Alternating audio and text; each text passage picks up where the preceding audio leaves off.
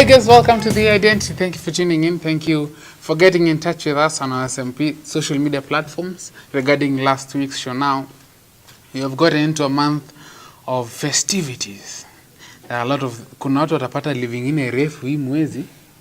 Kuna watu wenye sijui, yani there's just a lot that is going to happen this month. But I want to borrow something that I read from Winston Churchill. I'm just going to paraphrase, but that apart from making merry in this very month, it's a time to reflect. You know, it's time to reflect and look how the year has been. And one thing that is going to stand out in this very month is that there's a lot that is going to happen that is going to be financially based. So how about to talk about things to do with money?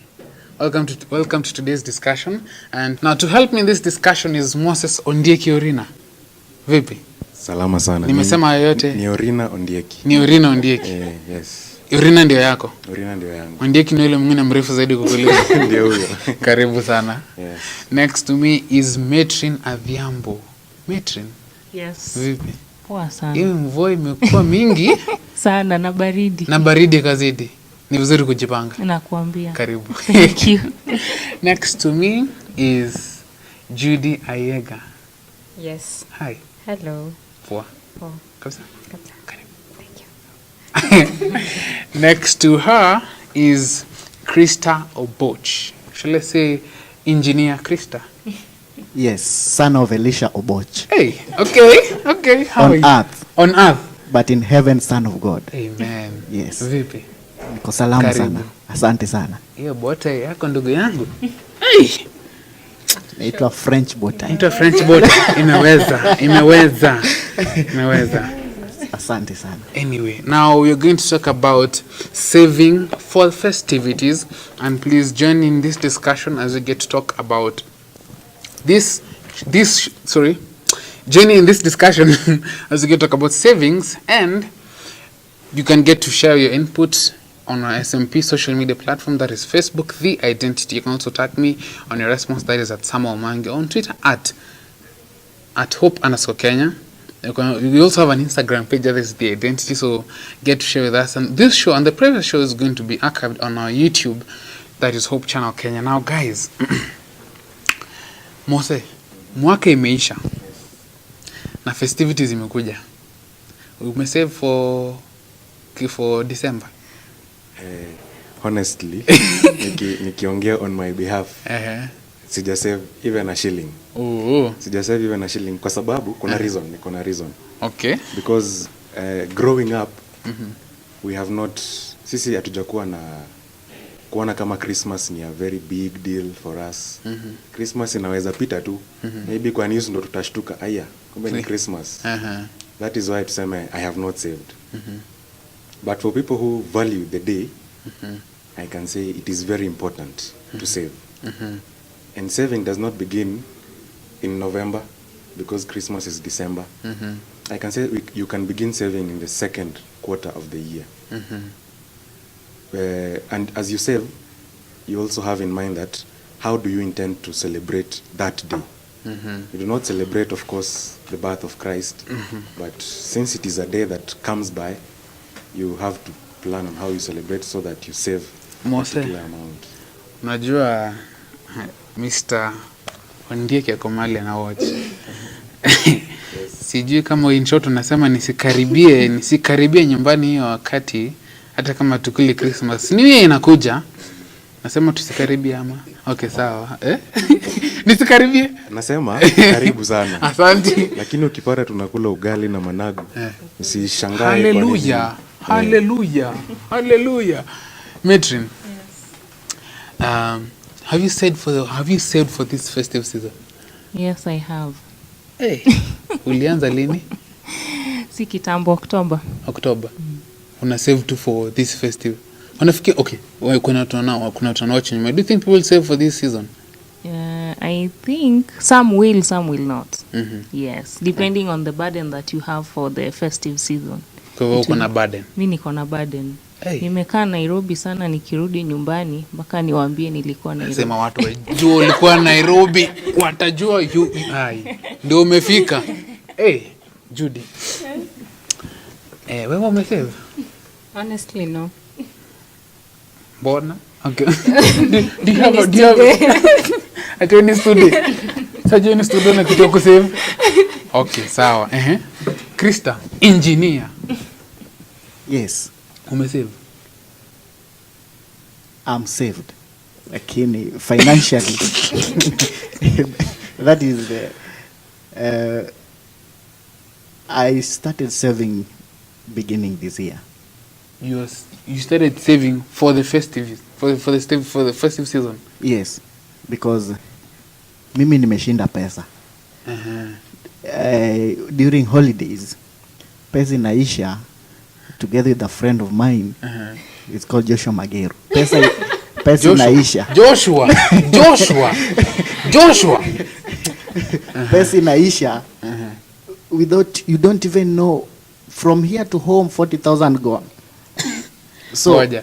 Kutoka Nairobi mpaka nyumbani 40,000 gone. yes, if you settled home that first day, 40,000 gone. So we learned from experience. Ujaluo ni gharama. They said Ama isi ujaluo. hapana, si ujaluoni, we've learned the hard way. Yes, we've had some little challenges.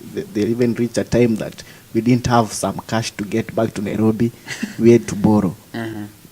But it prompted us to now start saving as early as possible. Now that we're talking about saving for festivities, there's this time that I was listening to some radio station and nilisikiza usho nikakuwa depressed.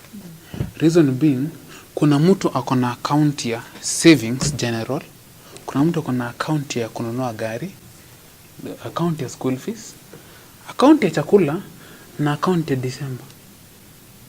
Na pesa yako kwa account ya December nilisikia tu I don't know if it's even half of is it really necessary to save for the festivities, Judy? Is it really necessary? Juu lazima tukule hii mwezi lazima tukule. That depends on, it's a individual case by case.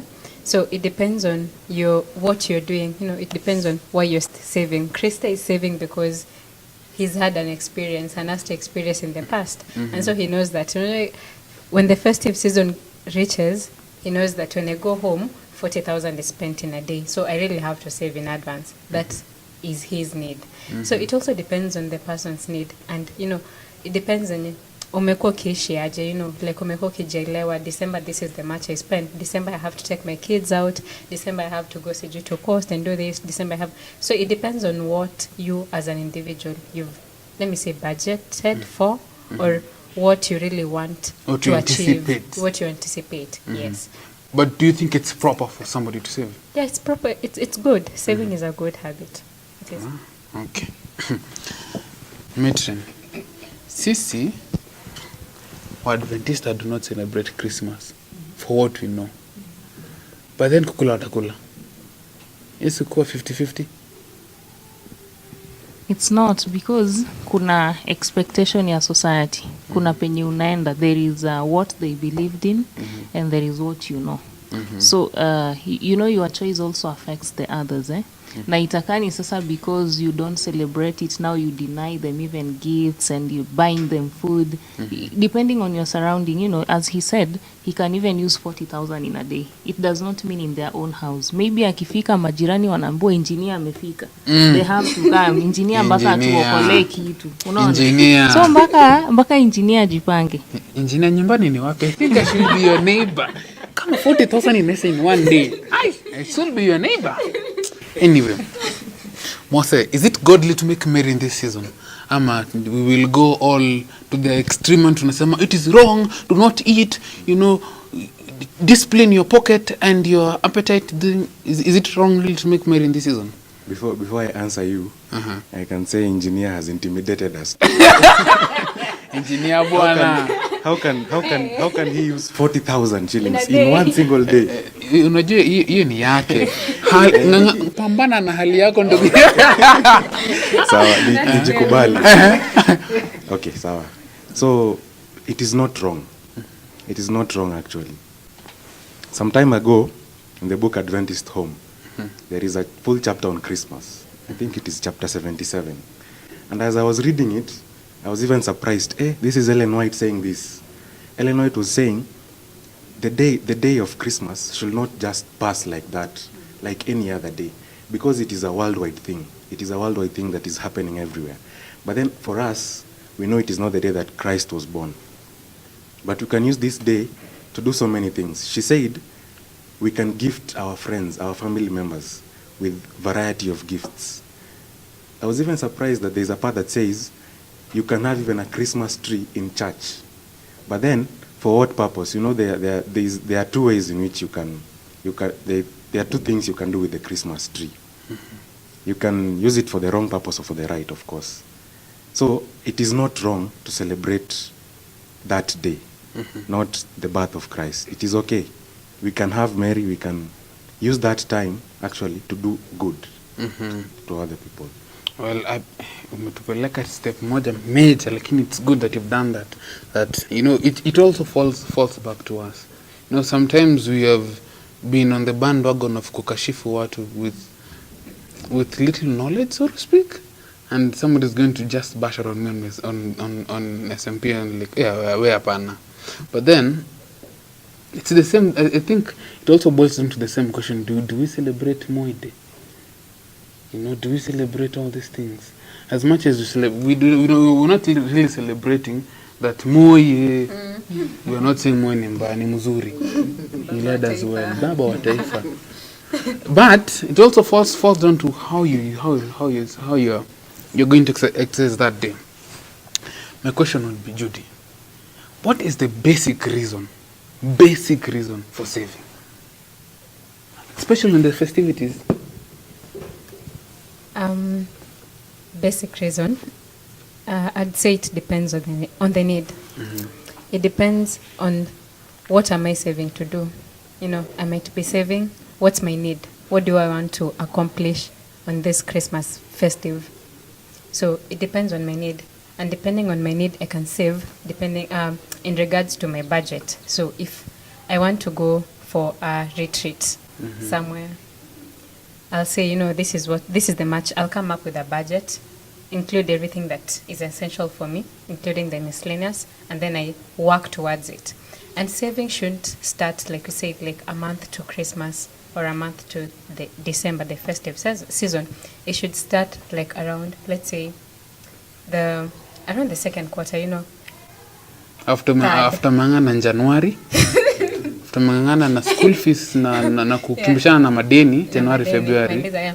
And then one thing we should learn is the reason as to why we are saving is to avoid a loan. I mean, it beats logic to loan for a festive season.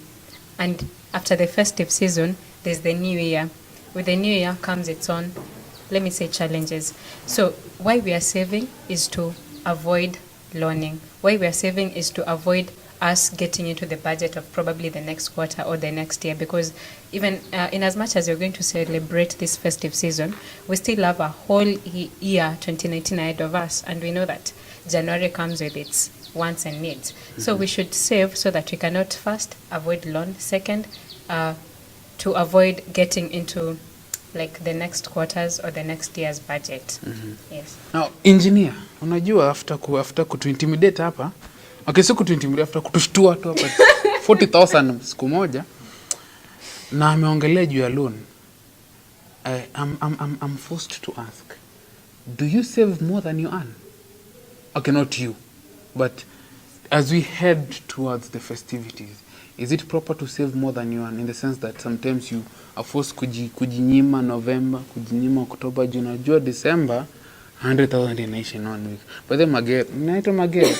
Ako Cape Town sai. You should stream this, by the way. One vile unatesa ndugu yangu.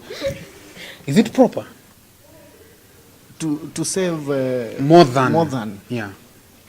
First, there was an organization in the US called Galpol that did it was called a poll on expenditure during festive seasons. And they noted that an average person was spending $786. 786? Yes, US dollars during the festive season. That you multiply by 100. 100. That is roughly 700,000, so to Yes. speak. Yes. 70,000. 78. 78,000. Mimi niko 100. Hii ni Baraka coming 2019. 2019. So from these, people were spending spontaneously. They didn't do any budget. They were not doing anything close to drawing a plan of how they are going to spend during that season. So to your question, it was asking on, you said? Being diligent to save diligent more than. to save more than. Unajikaza huku, unajikaza during the year ndio unawachilia Now, December. now on saving, what you need to do is, you are advised not to save more than you earn, because you have needs. You have to first take care of your needs. After taking care of these your needs is when now you get to saving. The amount that remains, you save it. We say 10-20%. You retain that amount, and it's encouraged, because when you do more than you have, you will be bankrupt, and then you will get back to loaning, which then will lead you to more problems. The banks will come to you and take. Ati julikula tu julikula tu mpaka kasikia wivu. Yes, because of your stomach. Now, I think I don't have very good friends. Kuna mwenye lipost kitu regarding saving for the festivities, akasema ng'ombe ukifungia kwa peg kwa shamba isn't more than that. So sifanye mjanja zaidi, utaka kustretch hiyo kamba juu utajinyonga. In short, Judy nimekupa driver. Okay. This is what I mean. Ng'ombe ukiweka peg na ifunge hapo, kuna perimeter yenye nazungukia. So, assuming wewe ni ng'ombe, usistretch sana juu utajinyonga. Just walk around the perimeter of your grazing field. And I think just to use that example is that most of us youths, prepare because Krista is a youth. People will assume that Krista ni mzazi wa watoto 6 mahali. Krista is a youth. And I think it also falls to us, to be diligent. Now that Moses will say it means that you should prepare saving, because somebody will be waiting for a gift during this season or next season. I think it also falls back to us that we should prepare ourselves. Let us not go beyond our limits in saving. Let us save enough, and ile nyoko nayo budget. Sijui, let me go to the ladies, because I know ladies ndio mko na vita wakati hujatumiwa gift kwa birthday yako. Sijui uli graduate, sijui ndio hii mwaka imeisha sina gift. Is it really important for gifting in this season? In the festive season? Yes. It is, but you are not forced to do it. As in, if you don't have, you don't have. Tuseme tu kweli hivi. Utasema tu hivyo sahi, lakini 2019 Sami niliona gift yako.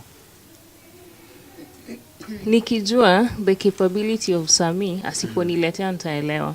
But when I know you are like engineer, you can spend 40,000. Engineer ole wako, mbona ulijianika? Alafu nataka kuniambia siwezi pata gift. Definitely I will not take that kindly. Engineer. Okay. Judy. Ni muhimu sana that we are not off the hook ndio mkipata zawadi. Ni muhimu sana, but si sana, So gifts just gifts, they have a way of how can I say, binding us or bringing us closer. But then it doesn't mean that when you don't gift me, so I hold it as a grudge against you. No, it's just like gifts, they bring us closer to each other. Let me say something like that. Mose, you said that it is proper mtu to save in the second quarter of the year. Why the second quarter of the year? Why not the third quarter of the year? I will use the principle of systematic benevolence. Most of the time, systematic benevolence. Most of the time, we use it in giving, especially for building, for mission. We can use that because it normally works for those activities. we can use that to save. The example of engineer, tuseme yeye, he will have to spend 500,000 on the Christmas day. He will not save 500,000 at once. Now, beginning in the first quarter of the month, of the year, it cumulatively, itafika the amount that he wants to save. That is why I said, you should begin early. Now, it depends on how you will intend to celebrate that day. I intend to use 200 bob on that day. I will not need to save. I will not need to save at all.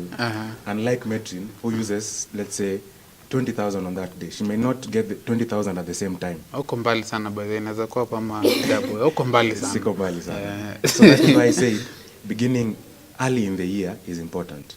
You know that this amount, I'm saving it for Christmas, or I'm saving it for that festive season. That is the importance of doing that. Martin, as we come to budgeting, tumesema ni muhimu kujipanga.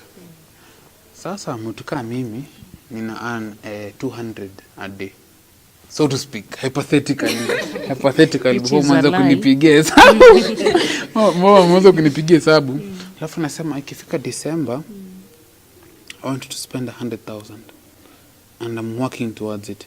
Is it really of a good cause ama it is losing focus on other important things in life? Of course it is losing focus because one, you should live within your means. You should not live within your expectations. Because that is the debt that now Judy is talking about. Sorry, you should be living within your means, not within your expectations. Thank you. It will lead you to what Judy is talking about, the debt issue. Because now you will be tempted, now that you have not reached 100 and you're earning 200 per day, you'll have to loan it out.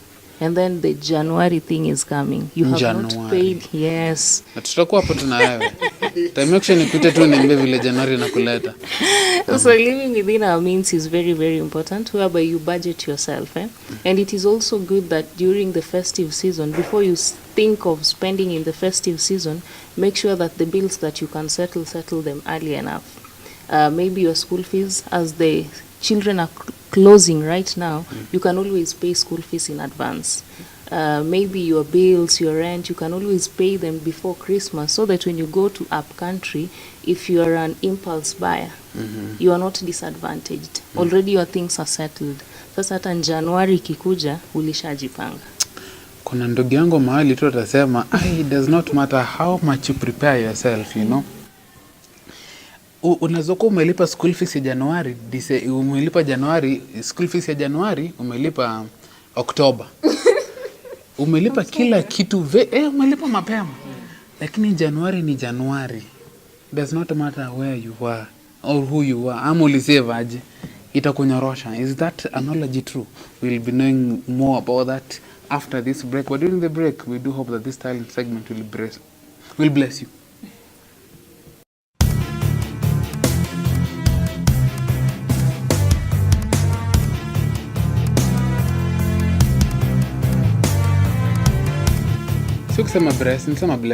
Welcome back to the show. You're watching The Identity, and thank you for the insights that you're still sharing on our social media platforms. That's Facebook, The Identity, on Twitter at @hope_Kenya. Last week's show is on YouTube, so go check it out. Now, so far we are learning that live within your means, not with expectations. Don't save too much. He expect in January. Let's just go back to January. Judy, is it possible that nime save na nimelipa in advance bado, lakini Januari inanichapa? Kuna pali nimeenda miss? Well, we never say never. So Januari ni Januari. Inaweza fanyika na inaweza kosa kutendeka. So it all goes back to how umejibudget aje, and then what were you doing? Unajua unaweza kuwa umebudget, umesema this is the amount that I want to use during this festive season, and then something comes up. Unajua these things that you just never saw them coming. Mtu ana come up and then you're like, you have to do this for them, you have to do this, and then for some reason budget yako inakuwa tempered with. Alafu January gets you off guard. So these things happen, but nonetheless it doesn't like shake us off from budgeting for what we need to spend. Yeah. Ama Krista, yes. Kwa kijana umesave vizuri for hii season, ama should we say that ni attitude tu ndio inafikanga Januari, pesa iko lakini tu ni akili tu ndio iko Januari. Si tunasema hivyo pia ni attitude, yani sio eti una pesa lakini tu ni kale kamood tu ka Januari, unasikia tu una pesa na uko na pesa kwa account. Yani ni attitude. So I want to echo also to what she said, that you know there's some miscellaneous expenses that come up, and it's for us to save, you know. Kuwa na budget ya miscellaneous isiko mingi than budget, Yeah. but kuwa tuna budget plus I don't believe it's really our portion to live in a place where we say that nili budget lakini niko hapa kwa sababu yeah. So I think it also falls back to us that tujipange vizuri na we will not have to experience the you will not have to experience in January. Now, Krista. Yes. Wakati mtu ana budget, do you budget to our expectation ama to reality vile alisema? Yes. Do we budget to expectation, as in I'm expecting to have probably 50 guests, so chakula ni buffet, so you're planning of 70,000 kama ni harusi? Now, on budgeting, first, you can't do a budget if you didn't save. So, if you... So Mose, usibudget, juu uje save. Tuendelee. On a light note. So, if you saved, then you can now budget. Now, when you're budgeting, there are things that you should actually consider. Number one is your income. How much are you earning? How much are you willing to spend? Have you sorted your house rent? Have you sorted, maybe if you're a parent, the school fee? That is a factor that one actually has to look at. How much do you earn, so that you don't save what you don't have. So, because if you look into that, you will actually be well. Number two is, how many days do you intend to be in the festive mode? Yes. Usikue tu festivity kwanza date 1 From hadi date 7 ya Januari. Yes. You are in this festive season. Some start as early as on 24th night up to 10th of January. You cannot be able to limit what you are doing, because if you do it that way, you'll realize that you have nothing, absolutely nothing, and you will be broke. So what you're saying is that you should plan my festive kind of season would be for like 10 days. Yes. From date X to this date. This date. If there are some pagan practices that happen, for example, the Christmas and the Boxing Day. If you are into that, you'd consider those days. You'll say maybe you are going to eat or spend your money this and this particular day. So when you have that in mind, you will know that on this day I'll spend this much. On this day I'll spend this much. So you'll spend within your budget. You will not be able to exceed your budget. Yes. Matron. Yes. Kusave si kwa mstinji. As in umeshaje budget, unasema ukikuja kutembelea Sami, you'll only spend 2,000. Isi kwa mstinji? No, it's not. It's being disciplined. Like that is a new word of stingy. Nikikuja kuvisit Sami kama nilieka 2,000, that means I'm living within my means. That is what I can afford. But your expectation is that I come and maybe we do a 5,000 thing. Yeah, that is your expectation, but it is disadvantaging me. So I will still stick to it. I live within my means. And then maybe as youths, the impulse thing normally comes. Then there is another point of cost sharing. Like for example, if Sami organizes a get together during the festive season, now what do you need to do to help you? He has talked about you looking at your income. You should not go overboard. Now if you are calling like 50 people, then tell them you're going to provide the main meal. And because you know it comes with luxury, juice, biscuit, then let people carry their own snacks, so that it also reduces your budget. So that you are not the only person who suffers there. Yes. Mose. Kuna mtu anaweza watch show aseme na kulemea, lakini acha tu nikulemea for today. Next week itakuwa hivi. Umesema you don't save because the norm in your family is that hiyo siku ni ugali na managu tu kama kawaida. By the way, I also enjoy ugali and managu on that particular day. But what is there any other reason why the youths don't save?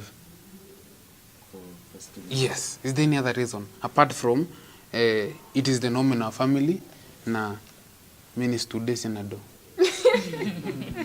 I think I will give an answer based on me. Because myself, currently, I do not earn any amount of money. So where will I get the money to save? So you see, I will not have money to save because I do not have a source of income. That is one reason. Another reason, some youths do not find Christmas a fuss. They do not find Christmas as anything much. So they don't care. They just say, sini siku tu itapita. If tutaangukia chapo hiyo siku, sawa. Well and good. Ugali, sawa. It is not so much of a big deal for them on that day. So I think those are the reasons why the youths do not save.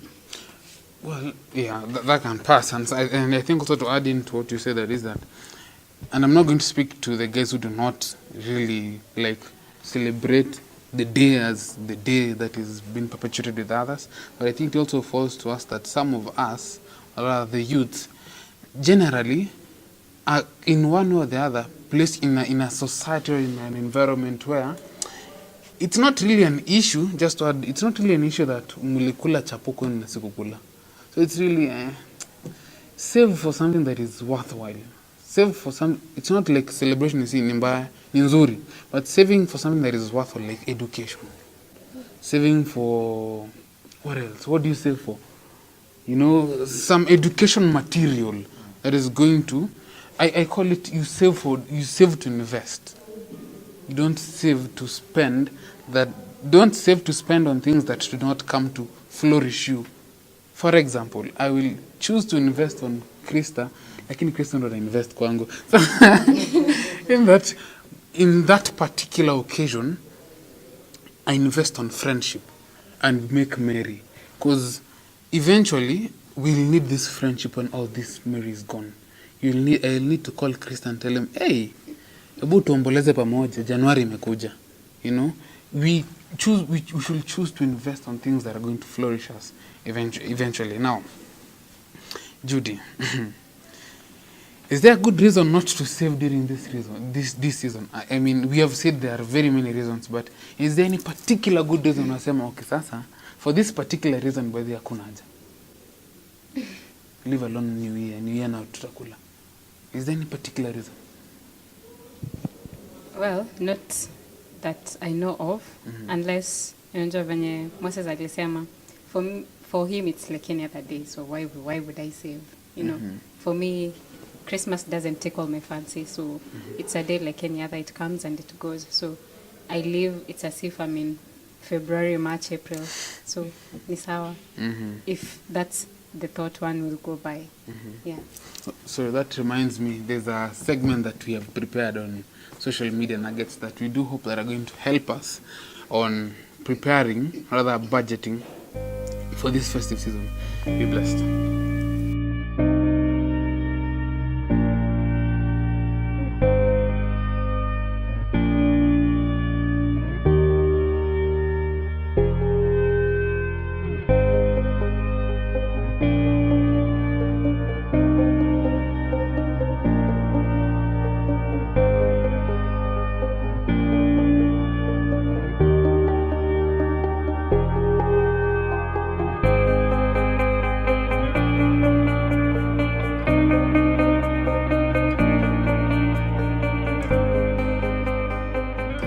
Thank you for staying tuned, and we do hope that the insights that have been shared on the social media nuggets are going to help us now.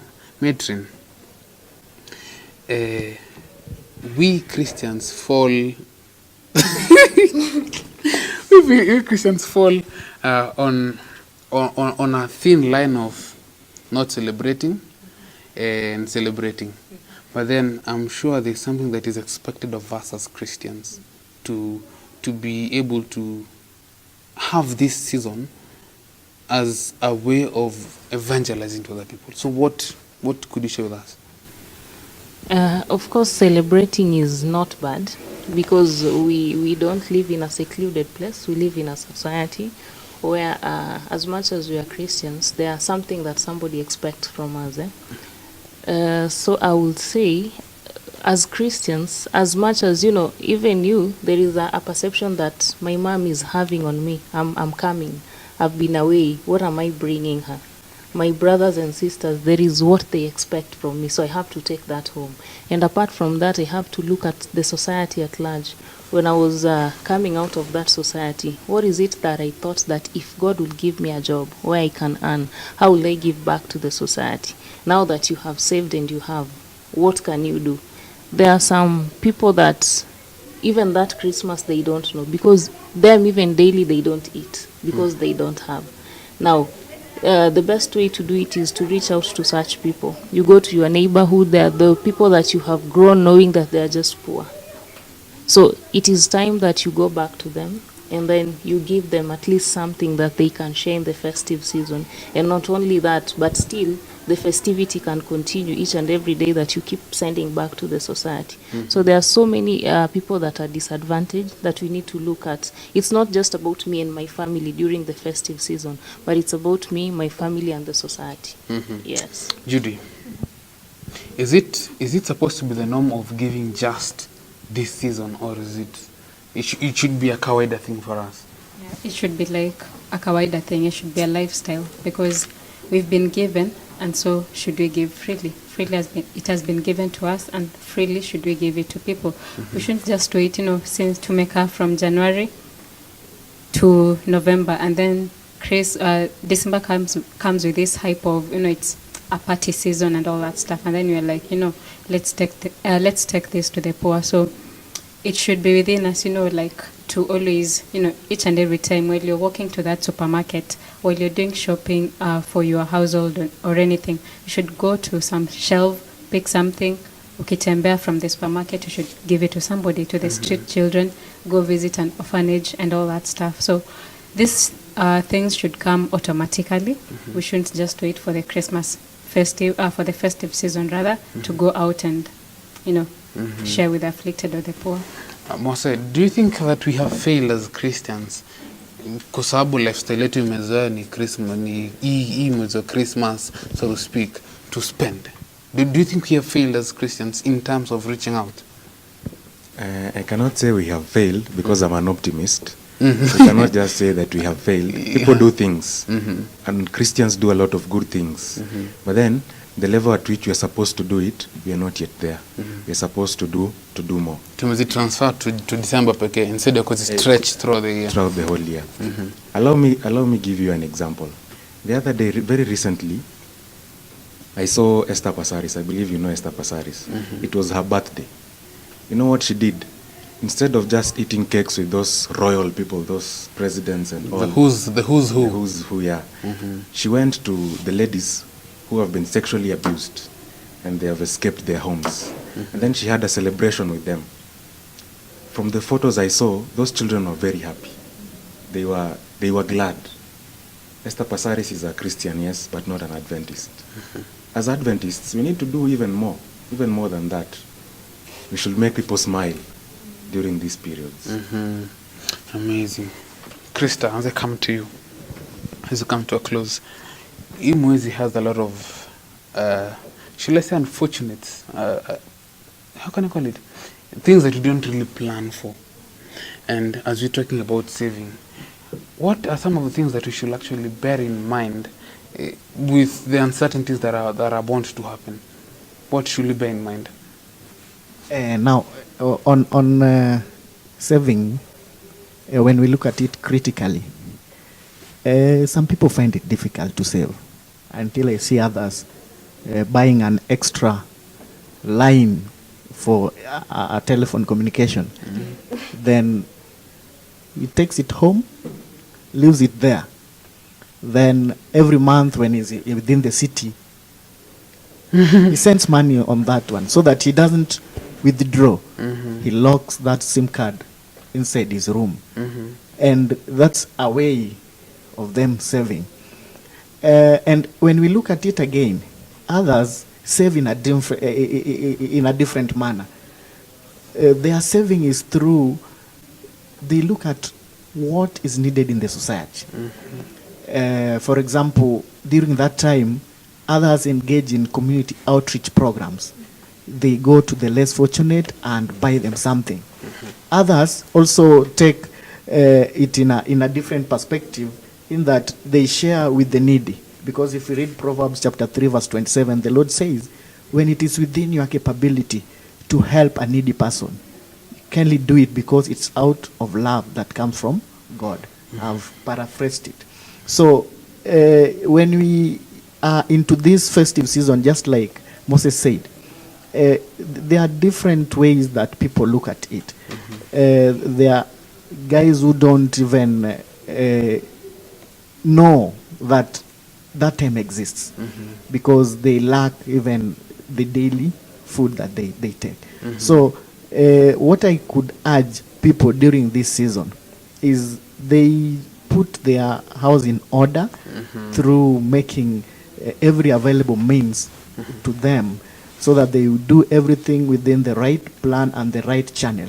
Because failure to do this, it means that everyone else will not enjoy the same period. Ellen G. White writes that on this time, Christmas, he doesn't say we celebrate, but he says during this time is when Christians from other denominations come together.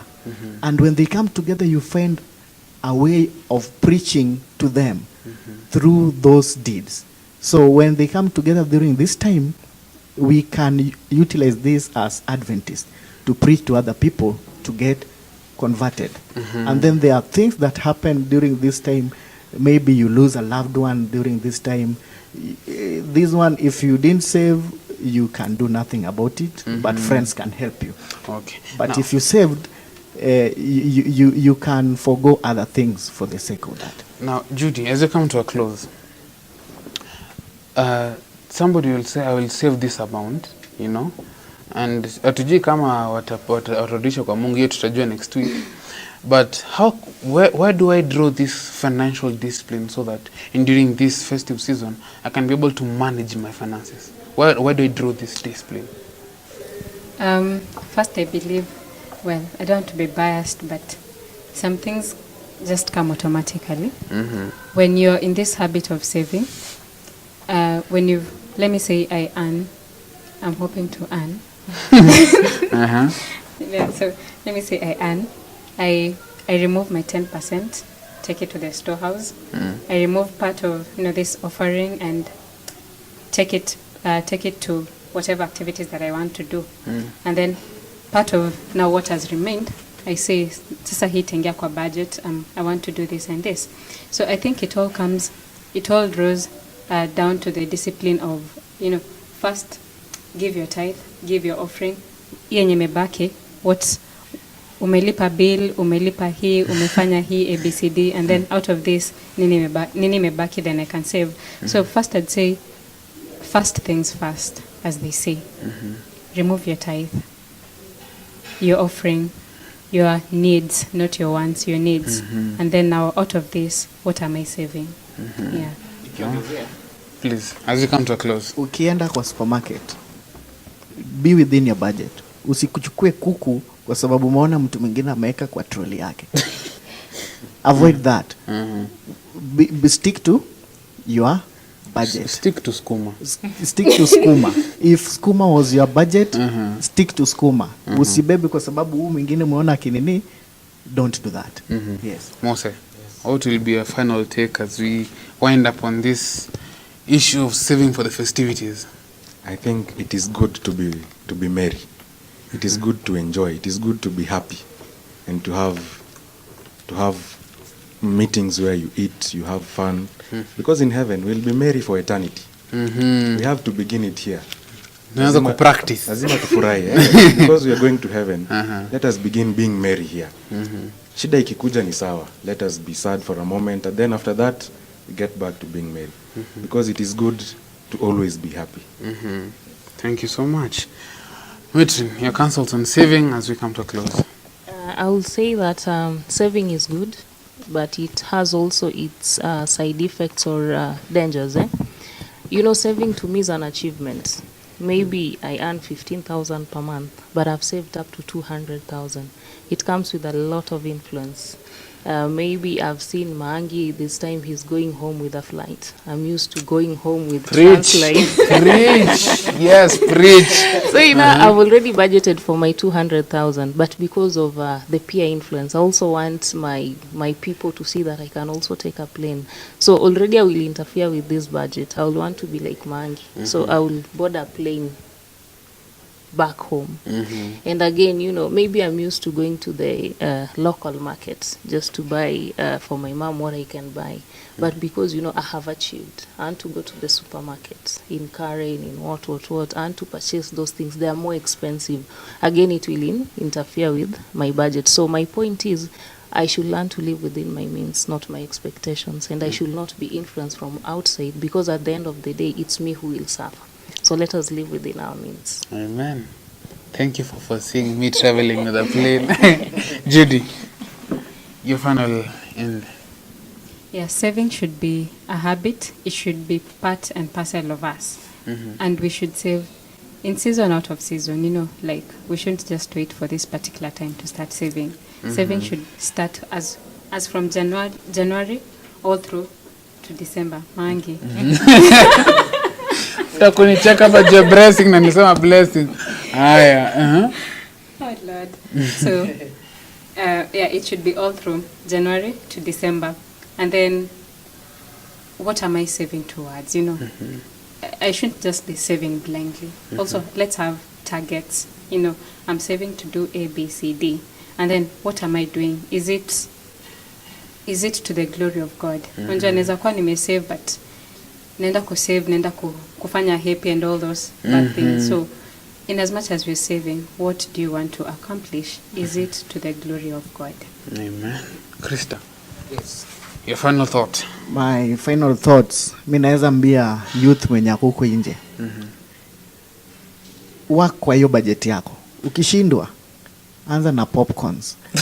Watu wakule, washibe, ugali kulwe kidogo. Because you just have to be improvise. Be smart. Be smart. Kama unaona watu nakula sana, you start with popcorn, fresh mango juice and popcorns. It will fill their stomach.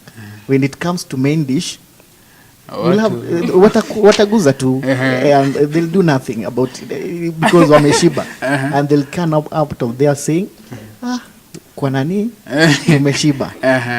And what I would also wish to add is in the book of Matthew chapter 6 verses 21, that even as we save on earth, let's not only save on earth, let's save in heaven too.